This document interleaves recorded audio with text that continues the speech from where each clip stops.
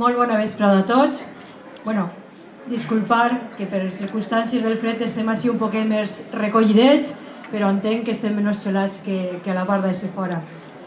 Iniciar este acte donant Fallera Major de Torrent, Imma García de 2012 i la seva cor d'honor que ens acompanya, Fallera Major Infantil Irene i les seues acompanyades de la seva cor d'honor, regidor de Falles Modest Muñoz, regidors de l'Ajuntament de Torrent, fallers, torrentins i gent que volem les falles.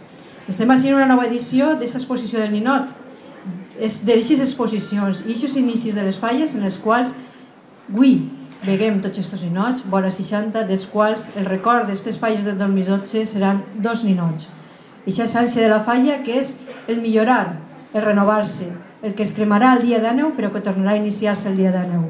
Avui donem un nou pas, iniciem un nou any i jo sols desitge que siga un any que tots recordem, tant per les seues falleres com per les seues corts, com per aquests ninots que quedaran en aquest record de lo que va ser el que varen fer avui així en esta casa. Avui recordarem com un dia de fred, en un dia que estàvem apretats, però és que sentíem com en una casa, en la qual a tots ens acollia, inclús als ninots de les nostres falles.